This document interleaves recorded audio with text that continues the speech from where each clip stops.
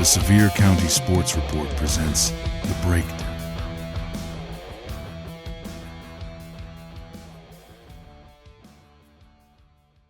We're here with Cooper Newman and Parker Newman, as everybody else thinks, the brothers of Sevier County football, rising seniors class of 27, which is hard to believe, guys. You've been hearing about y'all come up from day one, together through Grass Coaters, Pee Wees. How surreal is it that you're going to be entering your senior season? It's a crazy feeling, like you just said. I mean, it feels like we just came into high school, and then now you're sitting here. It's your last chance. So I mean, we're going to enjoy it, but we've put in a lot of work through those years, and we're excited to show what we can show one last time. So outside of football, what are your interests and your hobbies, both of you? I'd say mine are probably, I'm a big video game guy, so I like to play video games either by myself, with friends. I've spent a lot of time playing video games by myself, like story mode games and stuff like that. I honestly don't watch too much sports, to be honest. I try to stay away from it to keep it kind of, just not think about it all the time and let it be a pressure. So playing video games for me is probably one of my main hobbies outside of sports. I'm a big golfer. I mean, I'm not great at the game, but it's just something to do for fun. I like playing video games, hanging out with friends, but I'd say golfing is like the main thing I like to do outside of football. So just come out of spring camp. So far, what excites you both the most about the team that you've got surrounding you right now? I think the most exciting thing is to see how our guys up front look. I think our defensive line is really, really good, and I think our offensive line catches some hate that they don't deserve. I think that they're going to be just fine. They're undersized, but man, I haven't seen an offensive line with a chip on the shoulder like this team does. Since we were freshmen, we've always had big guys, just bigger natural body guys in general. Of course, having Otto being a guy to go to MTSU that we don't get much of those out here since like Jason Lehman. So, but I don't think you need a 6'4" prototypical power 4 college guy at tackle or any position. I think just some guys that are motivated and want to play for one another and block for this guy, I think can get the job done any night. So, I think the senior leadership is going to be something that we rely on heavy this year, and that's something that is going to be good for the football team, obviously. I mean, these guys have played for a long time, and not just that, but the upcoming juniors. We've been in every scenario possible. I tend to look at winning or losing or being down with a minute left in the game, being up with a minute left in the game. So, I mean, there's nothing that's going to scare us in any certain moment in a game. And so I think that's a good thing about it, and our coaches are the same way. We've all been through it. We've all been there, done that. So, I mean, I think we're going to rely on that heavy, and I think it's going to help us out in some of these situations. So this one is for you, Cooper. How has your game changed since your freshman year? Getting thrown to the wolves almost immediately. How's it changed? Yeah, big time. I mean, I think the first game that I played against Carter my freshman year, a lot of screens were thrown.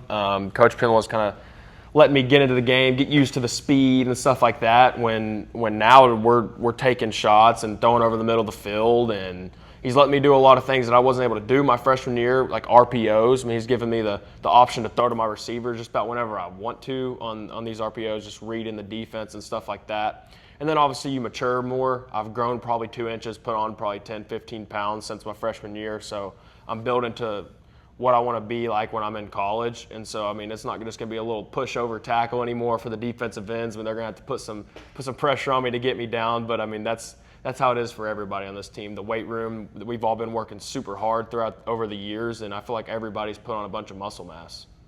So, Parker, this one will be for you. You're on both sides of the ball. Entire game, 4 quarters. Which position do you feel comes more naturally to you, the receiver or linebacker?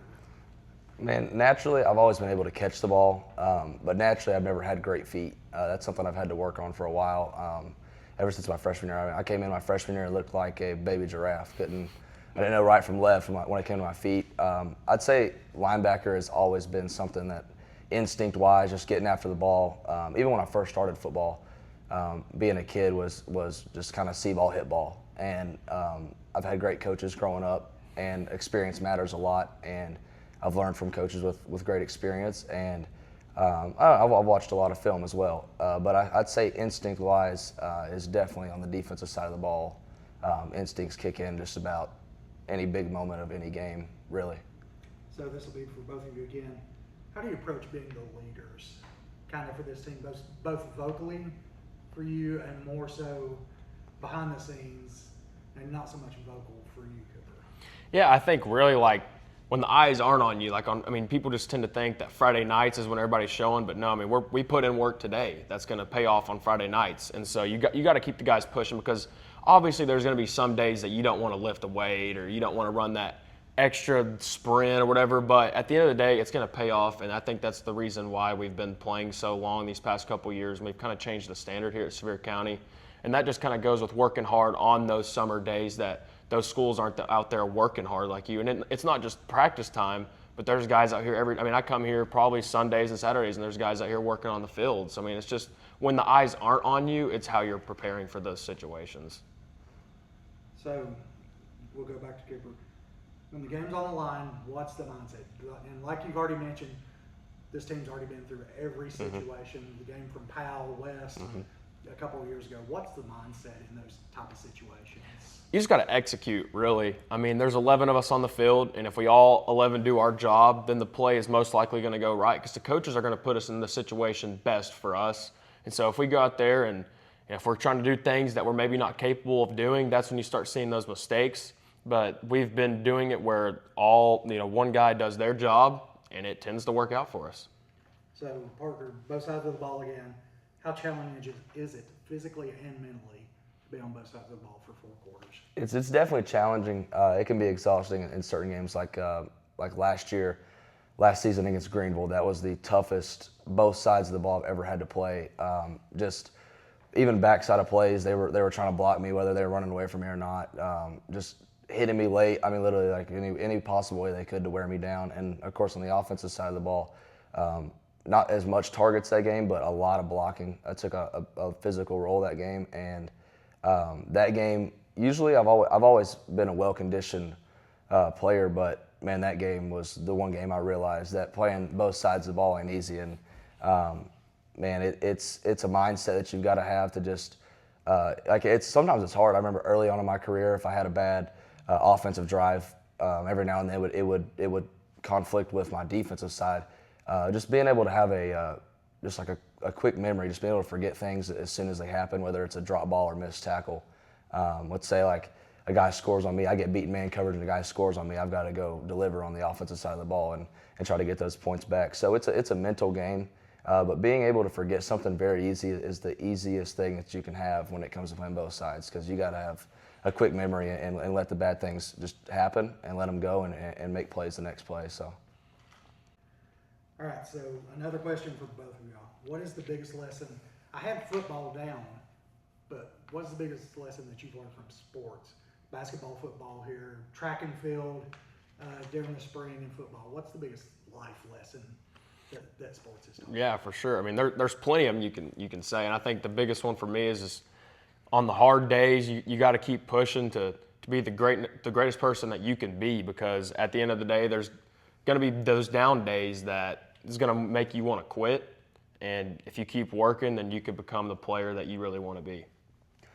Like he said earlier, and just now, being the best version of yourself, because I look at it this way, and this is what my mom and dad have taught me, is like, when you die and you're in that casket, who else is laying in there with you?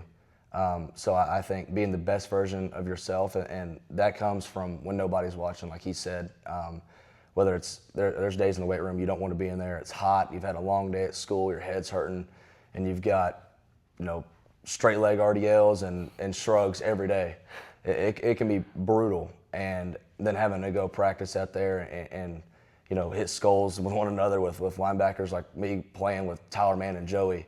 I learned real quick that if I'm going to have a bad day in the weight room, I've got to make it count on the field. So being the best version of yourself is relying on yourself when you're alone, when nobody's watching, doing the right things when nobody's watching. And I think our coaching staff does a great job of pushing that, especially Todd. Just JDIR, just do it right, and that goes with everything in life. And I think that is one of the best things that you can possess as a person is doing everything the right way. So I've already hit on it with Cooper. What's your mindset, Parker, on Friday nights or Thursday nights, whenever the game be, as far as lining up against your opponent? What's going through mind, especially defensively? Mentally, football for me is a big mental part.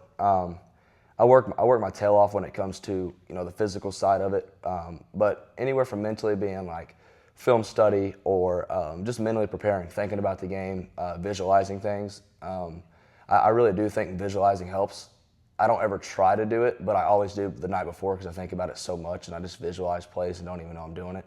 And then when they happen, I'm like, hey, I thought of that last night.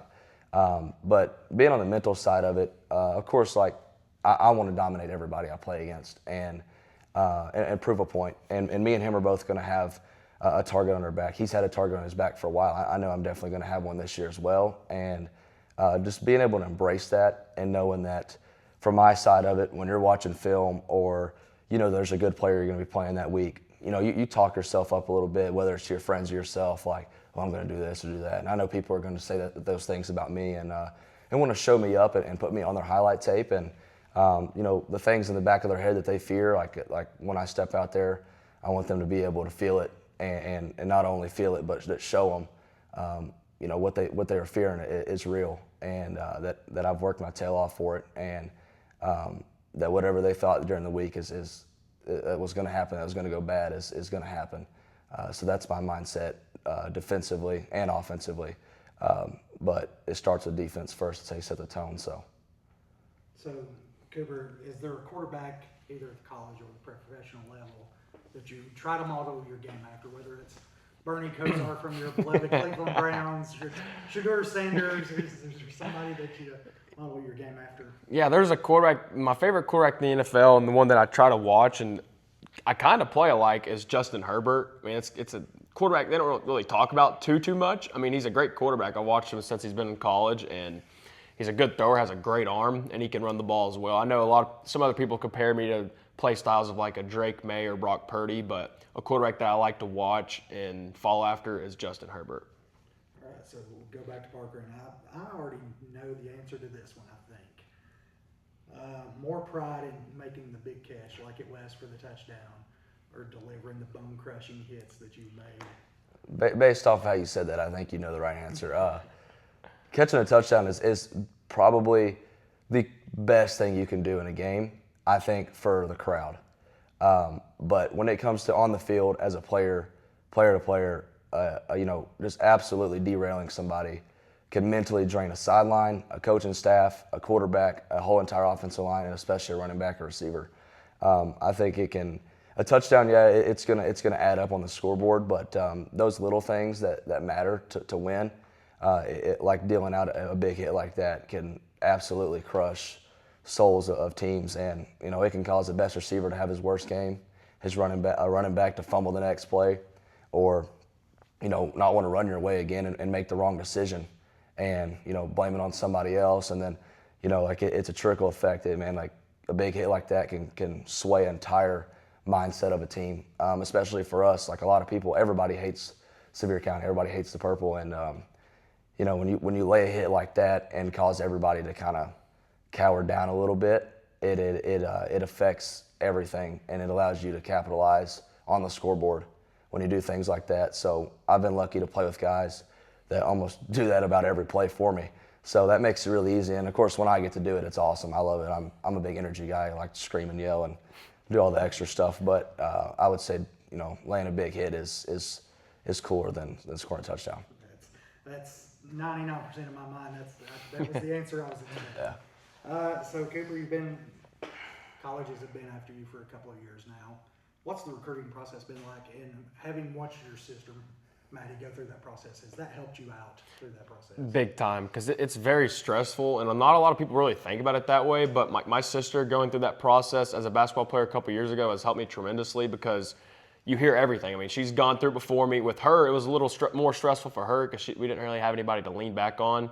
But now that I'm going through it and knowing how to talk to coaches and do all this stuff like that, it's helped me tremendously. But then again, it's a very stressful situation because it's a big decision. And now that we're going to be rising seniors, both of us will be making a decision here probably soon. And so, you want to make the right decision, but you're just going to lay it in God's hands, and everything's going to play itself out, and He's going to put me where I need to be. So this will be for both of you as well. what are both of you looking for in a college program that you might be interested in attending? Yeah, I mean, for me, I have kind of two deal breakers a little bit, and one is relationships with the coaches. As a quarterback, you got to have a good relationship with the offense coordinator or quarterback coach, and sometimes a school has the OC and quarterback coach just in one guy. So other schools do it a little different, but it's big for me having a relationship with the guy that you're going to see every day for 4 or 5 years, however long you're there, and so that you want to build that, and that's stuff that I've been building since really my freshman year. So it's a good that I was kind of been on it for a while now. Another thing is schemes. I want to go into an offense that I can fit in and be the best player that I could be for the team, because at the end of the day, I'm not going to – everybody knows I'm not going to be the guy to go run the triple option in college. So, I mean, I'm a pro-style quarterback that can make some plays with my legs, which is a traditional quarterback in today's game. So a lot of teams run that kind of offense and prepare you for the next level, which is obviously everybody's goal. I think for me, trust is a big thing. Happened early on in my career with Coach Penland. I remember as a freshman, I didn't know what the deal was. I couldn't really get it. I didn't feel like me and him clicked very well. Me and Coach McCarter always got along. But a big thing for me was trust. Once Coach Penland put me out there and I was able to make those plays that he expected me to make early on, and building that trust allowed me to have a confidence in myself that allowed me to play at my best ability. So when I go to these places, seeing the best way, it's hard to see it without playing under them, but seeing how a head coach trusts his other staff members that he's hired and has the confidence to let them coach their position and not the head coach trying to butt into everybody's business. I think that speaks volumes about how the coaching staff is relationship-wise. You can tell that they all get along when they all trust one another. And from a player standpoint, when a head coach trusts his position coach, for me, it's a tight end coach. A tight end coach can trust his kids, and the kids can just be confident in their game, and makes them a way better player than they were before. I think a little bit of confidence goes a long way, especially when the head man's got a lot in you. I think you can do things before that you really didn't think of. And two is genuine connections, like he said. You're going to be around those guys all the time. I won't go into depth because he pretty much talked about it. But being able to find a guy that has like a father figure kind of trait, and kind of teach you how to grow up outside of football. It's life's bigger than ball, and finding a guy who you're going to get homesick no matter where you go, and having a guy that's there for you whether something bad happens to a family member, or you're sick, or just going through a hard time in life. Being able to talk to them and have somebody that loves you and supports you not only on the field but off the field, and having that genuine connection is something I look for. All right, so part of this will be the final question that's not for both of you. Have you felt any extra pressure here at Sevier County following in your dad's footsteps? With the basketball career that he had here and everything that he did you have any added pressure, even from, especially like yourself, to kind of continue the Newman legacy? Yeah, since middle school, really. I'd say ever since I got to News Center is when I started hearing about it. Of course, my dad always told me about it, and he was honest. He knew it before it even happened. He said, you're going to have pressure, and I want you to know that I love you and that I never wanted this to happen to you, but it's going to happen. And there's going to be people out there that want to see you fail, or there's going to be people that want to see you just be just like me. And his word has always been just be yourself. And even though I'm not playing football next year, basketball next year, he's always been supportive of it. It sucks, it stings a little bit. Even for me, I cleaned out my locker yesterday, me and my dad did, and he got a little emotional. It's hard. I mean, he's literally been my coach since I was 2 years old. It was the first time I ever dribbled a basketball, and he knows what's best for me, and he knows that I know that as well.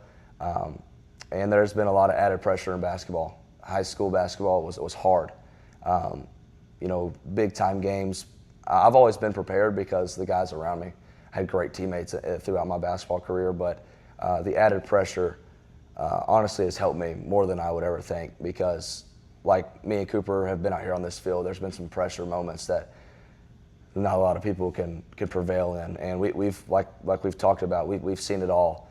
And I think honestly and truthfully, that pressure that I felt from people wanting me to be like my dad and his footsteps in basketball has allowed me to love the pressure. I love being in it, and I like being that poised guy like Cooper in those tough moments, pressured moments. I think even though I hated it growing up, I think now when I look back on it, that it is something that God gave me to use as a stepping stool to be able to prevail in tough moments. And, big-time players make big-time plays, and I think that has helped me a ton throughout my career. So what does the summer look like for both of you as far as visits, workouts, training?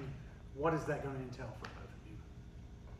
Yeah, it's going to be a busy summer for me. Right now I have 3 official visits set up, UConn, Maryland, and Georgia Tech, and I think I'm taking my first one at the last weekend of this month. So that's when it's going to be all starting up. Then you add in the football practices we're going to have starting June 1st in the mornings, along with the workouts. I'll probably be working out 3 days a week in Sevierville, throwing with the guys. It's going to be a busy summer, but I mean, at the end of the day, it's all going to pay off for us. And it's the work that you have to put in to want to play. If you want to play in December, of course. I mean, you don't have to put in the work, but at the end of the day, it's only going to hurt you. So it's going to be a busy summer, but to put that together with everything that we're doing out here as a team, it's gonna be good for us in the long run. Yeah, definitely a very busy summer. For me, I only have 2 official visits, being Duke and Penn State. I think, honestly and truthfully, my mindset going into this summer is I know it's going to be busy, it's going to be hectic, but trying to spend as much time on this field than anybody else's is my goal, and being able to focus not only my senior year, but how can I make this team even better from an individual standpoint, or if that's helping other guys out. It's not fun. He could tell you dealing with recruiting all the time. It can be annoying. It can be hectic. It can be stressful. And don't get me wrong, it is fun and a blessing to have. But it will be a busy summer with workouts, like the summer practices and going on visits and things like that. It makes it a lot easier when you have a good coaching staff that understands. And I feel like me and him have both handled the recruiting process pretty well, and I think we've done ourselves a favor in that when it comes to this summer, because this is going to be a very big summer, not only to build the guys, but let them know if they've forgot or if they have no clue, some transfers, they don't know the standard.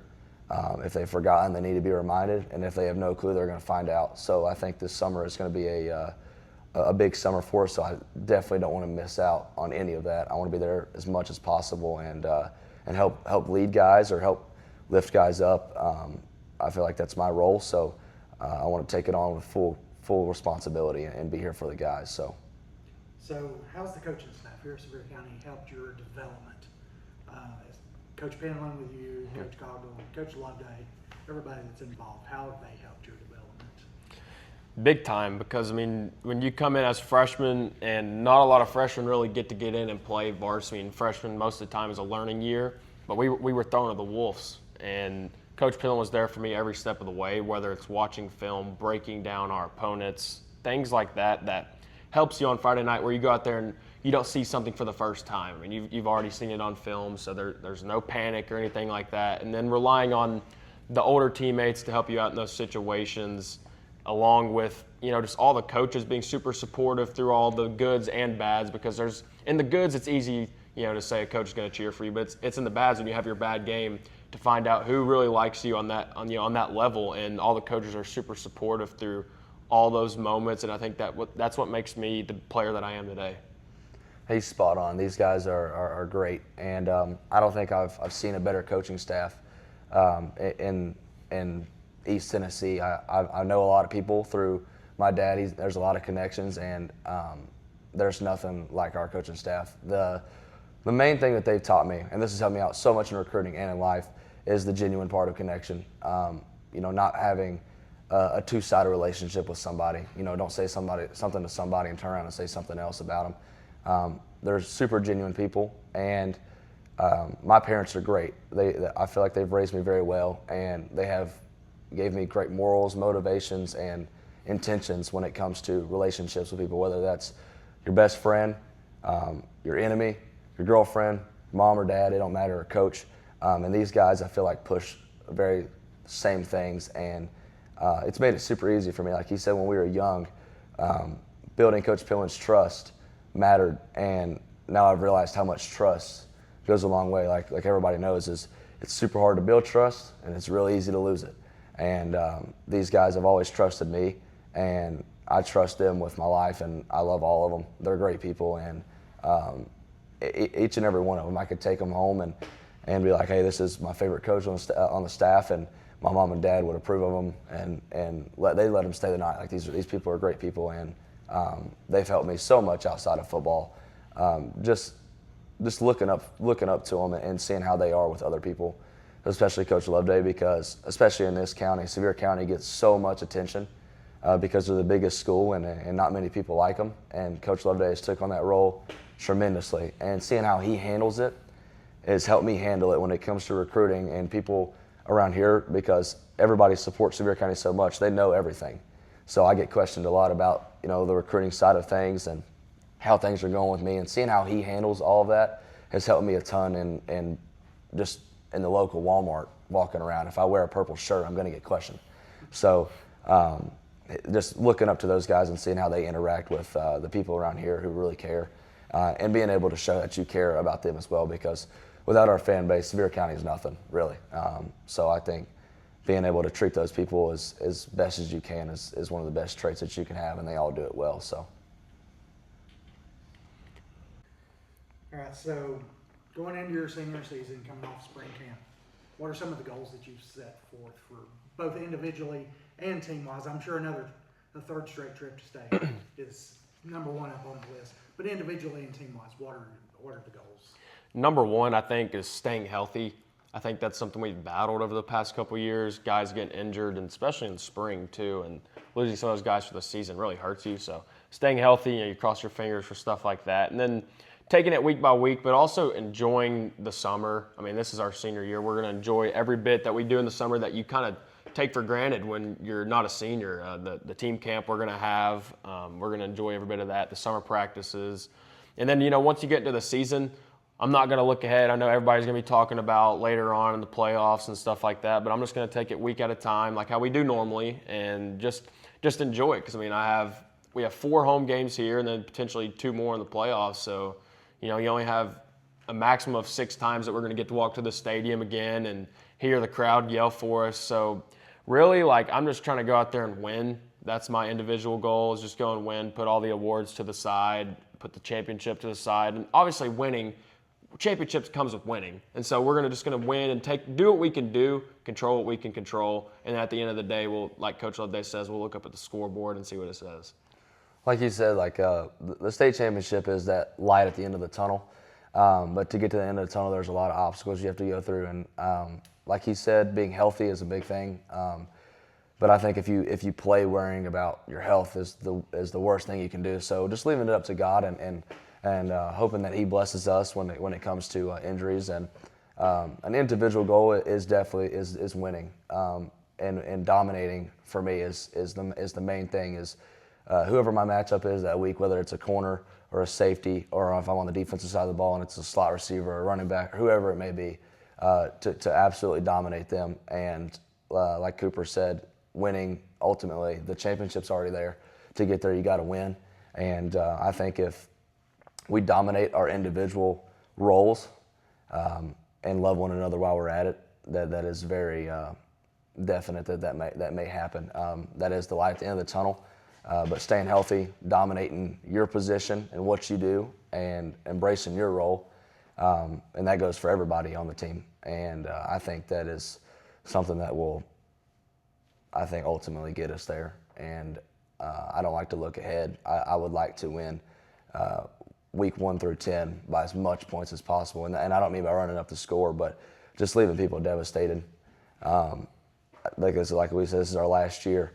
And I don't want to leave room for error for anybody. And just like a king cobra, just squeezes the life out of people. And that's what I want ultimately for this team to be, and have that mindset as well, going into every week and every practice. Obviously take care of one another, because we want to stay healthy. Health is the key to winning, and I think we're going to be all right.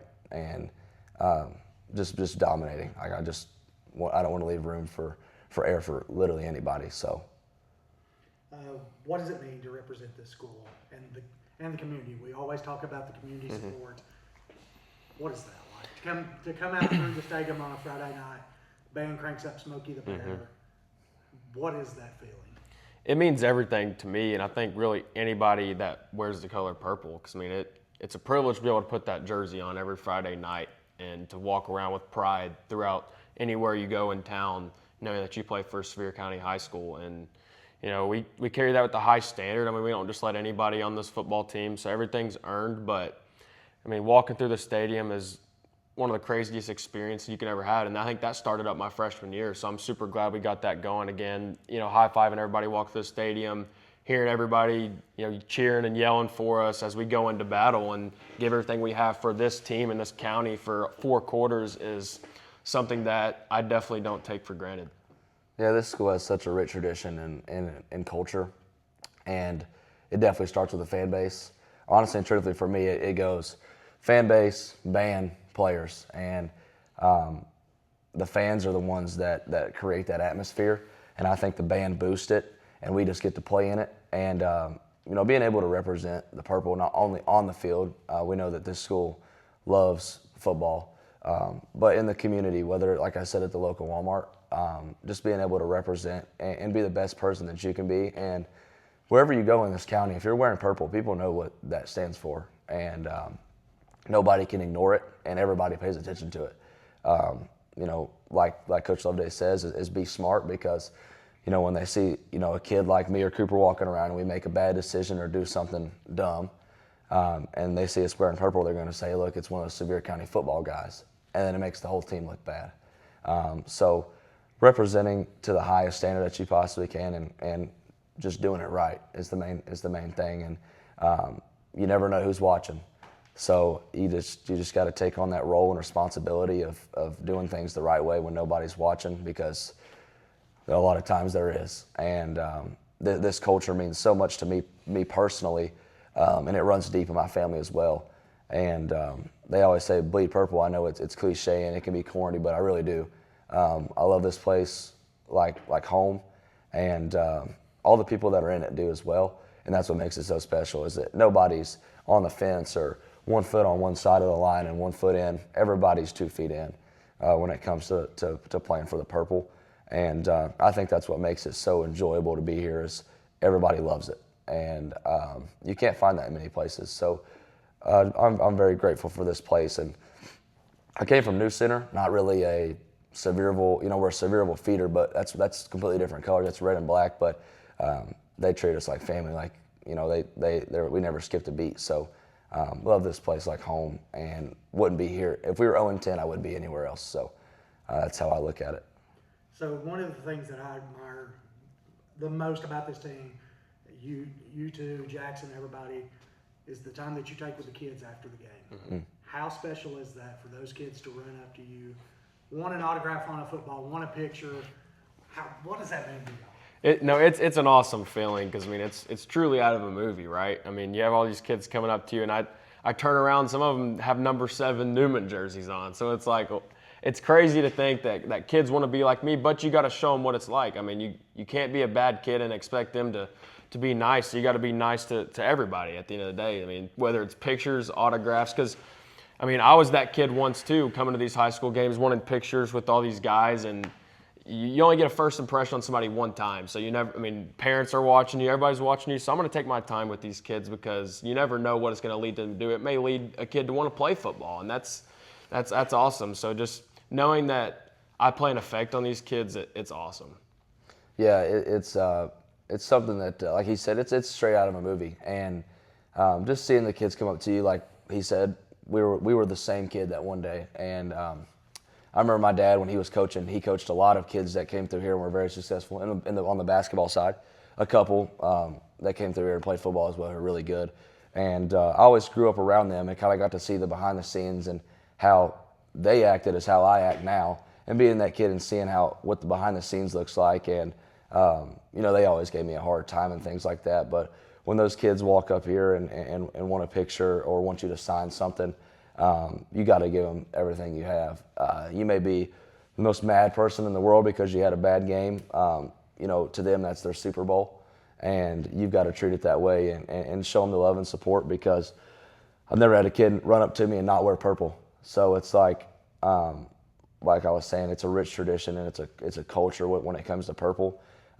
One day that kid's probably going to be wearing the same uniform that I am, And I look at it as almost like a little brother. Even though you may not have no clue who they are, they know exactly who you are. And those are those people that are always watching. And like he said, when you're signing that football or you're talking to that kid, not only is his parents watching, but your parents are watching and everybody else's parents are watching. And you got to take care of that kid like you would anybody else. And just seeing the smile on their face and how excited they are, it means the world. Just seeing the joy in kids being around older guys and people they look up to. And, Cooper is going to be somebody that those little kids talk about when they get older. Like, hey, I remember Cooper, this, and that.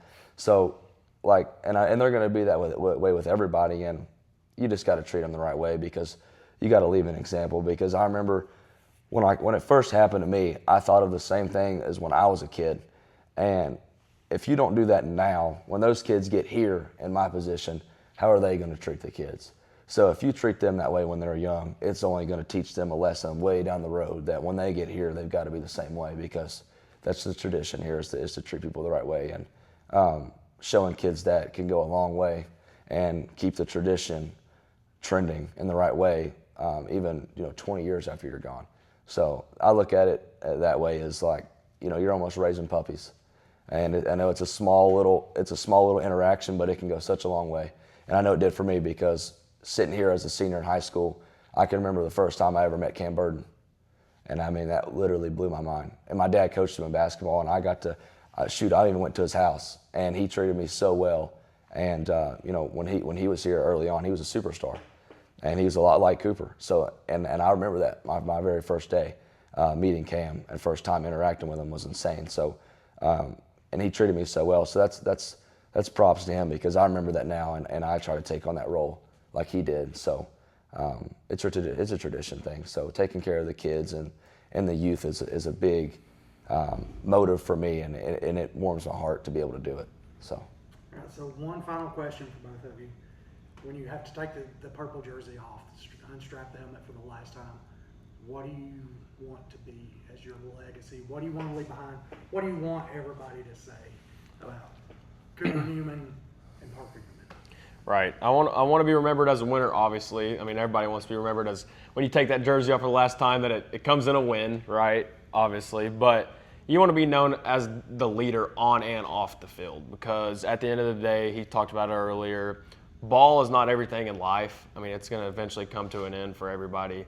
And so not just now, but later on when I'm older and I'm probably living around here and walking around, I want to be remembered as the kid that was super nice to everybody. And these teammates, some of these guys we're good friends with, some of them are not, but you make an impression on them that maybe later in life that they're going to be your boss for your job. So, I mean, just being that guy that, wasn't the jerk that only cared about football, being the quarterback, the star player or whatever, but just being that guy that everybody could look up to and that I was giving out to everybody in the community as well.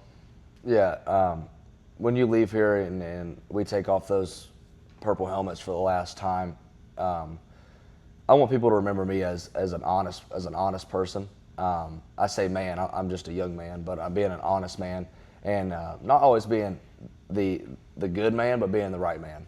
I think those are two completely different things because I've definitely gotten under some people's skin here, but I take on that role and it's not for the weak. And at the end of the day, my dad is the same way. He's got under my skin my entire life, and I've had leaders like Tyler Mann who used to get under my skin like no other. But just seeing him and learning from him, whether it's Tyler or my dad, or even when I was a little kid and it was Garrett Hawkins, I can look back at somebody like Garrett and say that's the right man. He does the right thing when nobody's watching. He treats people the right way. He doesn't cut people some slack, and he also doesn't put people on a pedestal. He tells them the right thing and is honest with them. And I think that when I take that off, I want people to see that in how I play as well. Whether physicality for me is the main thing of football. If you're not physical, you can't play football. And I want people to remember me as he played the game the right way. He was a competitor, and with those two things, winning comes along with it. And like he said, being a winner. And I think if you do those two things, you're going to win. And I want people like my teammates, how was it being his teammate? He was always honest with me, and he never told me something or to tell me to do something that he wouldn't do himself or that he wasn't already doing. Because you can't be that guy say, hey, run harder when you're jogging. So I just want people to remember me as teammates, as an honest person and somebody who really cared for him, even though it may have made him mad in that moment in time. That I was being honest with them, and that I was being as good as I can to them, even though it may have hurt their feelings or may have made them feel like the best person in the world. Just being able to, as a person, that I treated people the right way, in an honest way, and also played the game in an honest way as well, and didn't skip any steps in this game because it's a very hard game to play. All right, guys. I thank you for your time. Yes, sir.